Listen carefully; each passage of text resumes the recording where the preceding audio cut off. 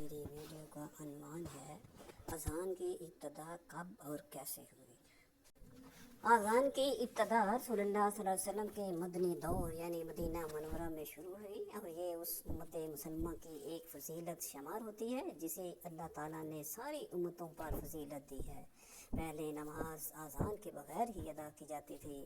اس کی وجہ یہ تھی کہ مسلمانوں کی تعداد اس وقت بہت ہی کم تھی اور انہیں نماز کے لیے جمع کرنے میں کوئی پریشانی نہیں ہوتی تھی اور وہ آسانی کے ساتھ نماز کی ادائیگی کے لیے جمع ہو جاتے تھے۔ لیکن جب نبی کریم صلی اللہ علیہ وآلہ وسلم مکہ مکرمہ سے مدینہ منورہ تشریف لائے تو اس کے بعد مسلمانوں کی تعداد میں خاطر خواہ اضافہ ہو گیا۔ پھر مسجد نبوی کی تعمیر کے بعد بھی نماز کے وقت لوگوں کو مسجد میں جمع کرنے کے لیے کسی خاص طریقے کو اختیار کرنے کی ضرورت محسوس ہوئی۔ اسلام کی تمام عبادات کا اصلی مرکز وحدت و اجتماع ہے۔ شروع میں کسی خاص علامت کے نہ ہونے کی وجہ سے نماز با جماعت کے لیے مسلمانوں کو بلانے میں دشواری تھی۔ لوگ وقت کا اندازہ کر کے آتے تھے اور نماز پڑھتے تھے۔ حضرت صلی اللہ علیہ وسلم کو یہ پسند نہ تھا۔ آپ صلی اللہ علیہ وسلم نے خیال کیا کہ کچھ لوگ مقرر کر دیے جائیں جو وقت پر لوگوں کو گھروں سے بلا لائیں، لیکن اس میں زحمت تھی۔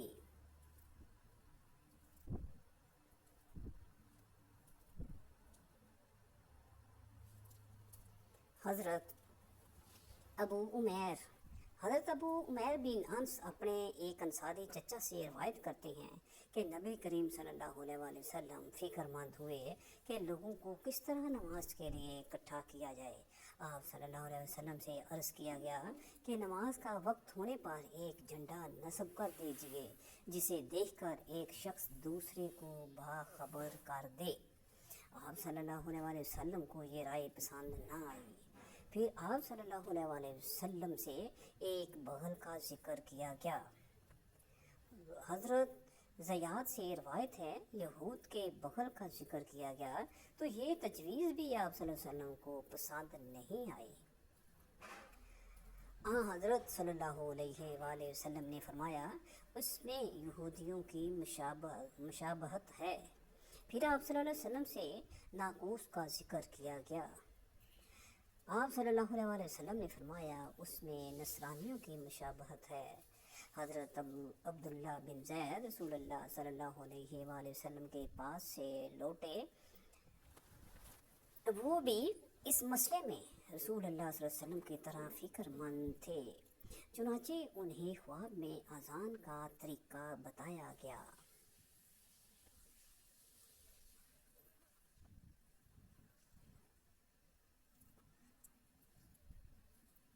اذان کا طریقہ بتایا گیا تو حضرت عبداللہ بن زید کہتے ہیں کہ میں صبح تڑکے ہی رسول اللہ صلی اللہ علیہ وسلم کی خدمت میں حاضر ہوا اور آپ کو اپنا خواب بیان کیا کہ میں نے دیکھا کہ ایک شخص کے ہاتھ میں ناقوس ہے۔ میں نے اس سے پوچھا اے اللہ کے بندے کیا اسے فروخت کرو گے؟ اس نے کہا تم اس کا کیا کرو گے؟ میں نے کہا ہم اس کے ذریعے لوگوں کو نماز کے لیے بلائیں گے۔ اس شخص نے کہا کیا میں تمہیں اس سے بہتر کوئی چیز نہ بتا دوں؟ میں نے کہا کیوں نہیں، ضرور بتائیے۔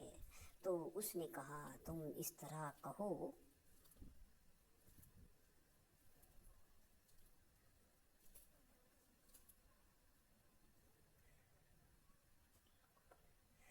اللہ اکبر اللہ اکبر اللہ اکبر اللہ اکبر، اشہد ان لا الہ الا اللہ، اشہد ان لا الہ الا اللہ، اشہد ان محمد الرسول اللہ، اشہد ان محمد الرسول اللہ، حی علی الصلاۃ، حی علی الصلاۃ، حی علی الفلاح، حی علی الفلاح، اللہ اکبر اللہ اکبر، لا الہ الا اللہ۔ اللہ سب سے بڑا ہے، اللہ سب سے بڑا ہے، اللہ سب سے بڑا ہے، اللہ سب سے بڑا ہے۔ میں گواہی دیتا ہوں کہ اللہ کے سوا کوئی معبود برحق نہیں۔ मैं गवाही देता हूँ कि अल्लाह के सिवा कोई माबूद बरहक नहीं। मैं गवाही देता हूँ कि मोहम्मद सल्लल्लाहु अलैहि वसल्लम अल्लाह के रसूल हैं। मैं गवाही देता हूँ कि मोहम्मद सल्लल्लाहु अलैहि वसल्लम अल्लाह के रसूल हैं। नमाज की तरफ आओ, नमाज की तरफ आओ, कामयाबी की तरफ आओ, कामयाबी की तरफ आओ। अल्लाह सबसे बड़ा है, अल्लाह सबसे बड़ा है। अल्लाह के सिवा कोई माबूद बरहक नहीं।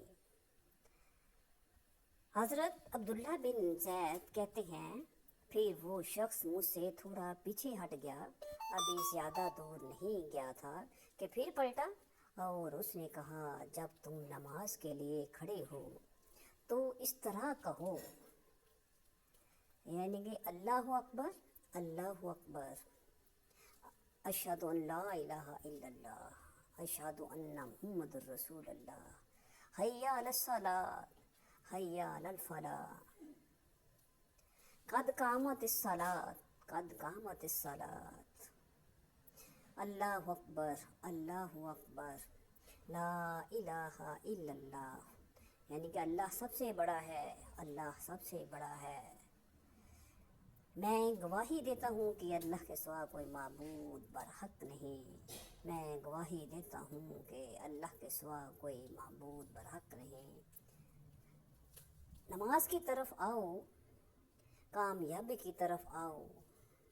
यकीनन नमाज खड़ी हो गई, यकीनन नमाज खड़ी हो गई। अल्लाह सबसे बड़ा है, अल्लाह सबसे बड़ा है। अल्लाह के सिवा कोई माबूद बरहक नहीं। जब सुबह हुई तो मैं रसूलुल्लाह सल्लल्लाहु अलैहि वसल्लम की खिदमत में हाजिर हुआ और जो ख्वाब मैंने देखा था उसे आप सल्लल्लाहु अलैहि वसल्लम से बयान किया। नबी करीम सल्लल्लाहु अलैहि वसल्लम ने फरमाया, इंशाअल्लाह ये ख्वाब सच्चा है। फिर फरमाया, तुम बलाल के साथ उठ कर जाओ और जो कलमात तुमने ख्वाब में देखे हैं वो उन्हें बताते जाओ, ताकि उसके मुताबिक वो आज़ान दें, क्योंकि उनकी आवाज़ तुमसे बुलंद है। चुनाचे मैंने हज़रत बलाल के साथ उठ खड़ा हुआ। मैं उन्हें अज़ान के कलमात बताता जाता था और वो उसे पुकारते जाते थे।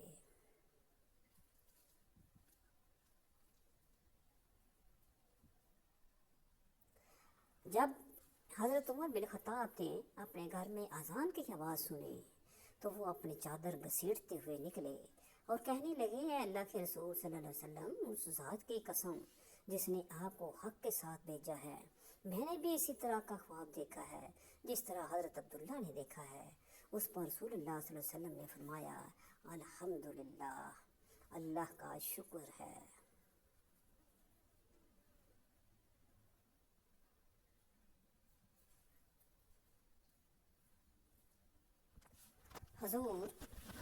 हजूर अकरम सल्लल्लाहु अलैहि वसल्लम ने फरमाया, अगर ऐसा ही है तो उन दोनों ख्वाबों में या तुम्हारे ख्वाब की मुआफ़क़त पर अल्लाह ताला ही को हम्द है कि उसने अपनी तरफ से अलहाम फरमाया और सिद्क़ व सवाब का रास्ता दिखाया। अभी ये गुफ्तगू जारी थी कि हज़रत जिब्राईल अलैहिस्सलाम हजूर अकरम सल्लल्लाहु अलैहि वसल्लम के पास वही लेकर आए और अज़ान की तस्दीक हो गई। हज़रत अब्दुल्ला बिन ज़ैद ने इस बारे में चंद अशार कहे जिनका तर्जमा ये है, मैं बुज़ुर्ग बरतर अल्लाह की खूब खूब तारीफ़ करता हूँ जिसने अज़ान सिखाई। जब अल्लाह ताला की जानब से मेरे पास अज़ान की खुशखबरी देने वाला फ़रिश्ता आया, वो खुशखबरी देने वाला मेरे नज़दीक क्या ही बाइज़्ज़त था। वो मेरे पास आया, उसने मेरी इज़्ज़त बढ़ाई। दूसरी रवायत में है कि नबी करीम सल्लल्लाहु अलैहि वसल्लम ने फरमाया, ये ख्वाब सच्चा है इंशाअल्लाह। और हज़रत उमर के देखने से उसकी सच्चाई का और ज़्यादा यकीन हुआ। उस पर भी नबी करीम सल्लल्लाहु अलैहि वसल्लम ने सिर्फ ख्वाब पर हुक्म नहीं दिया, बल्कि उसके बाद आप सल्लल्लाहु अलैहि वसल्लम पर वही की गई।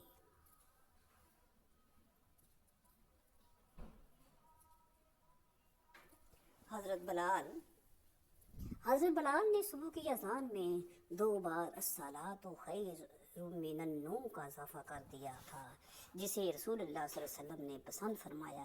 پہلے ہی روز حضرت عمر نے حضرت بلال کی زبان سے اذان فجر میں ان الفاظ کا اضافہ سنا تو انہوں نے مسجد میں حاضر ہو کر رسول اللہ صلی اللہ علیہ وسلم سے عرض کیا کہ انہوں نے بھی خواب میں تھوڑی دیر پہلے ایک غیبی آواز سنی تھی جس میں اذان فجر میں انہی کلمات کا اضافہ تھا۔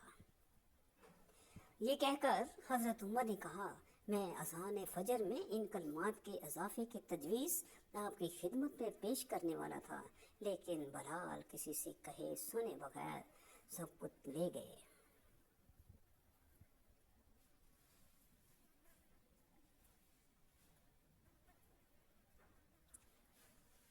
اس دن سے نماز سے قبل اذان کا یہ طریقہ شروع ہوا۔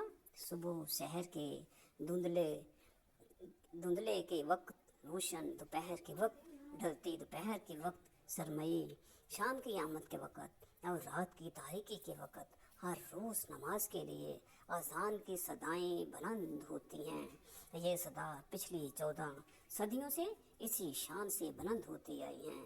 ان کلمات میں وہ جلال اور دبدبہ ہے جو بڑے بڑے بادشاہوں کے دلوں کو موم کر دیتا ہے۔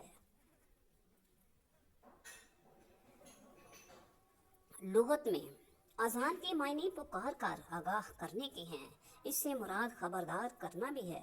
شرعی اصطلاح میں فرض نمازوں سے قبل بلند آواز میں مخصوص کلمات کے ساتھ عام لوگوں کو نماز کے وقت کی اطلاع یا دعوتیں دینے کو اذان کہا جاتا ہے۔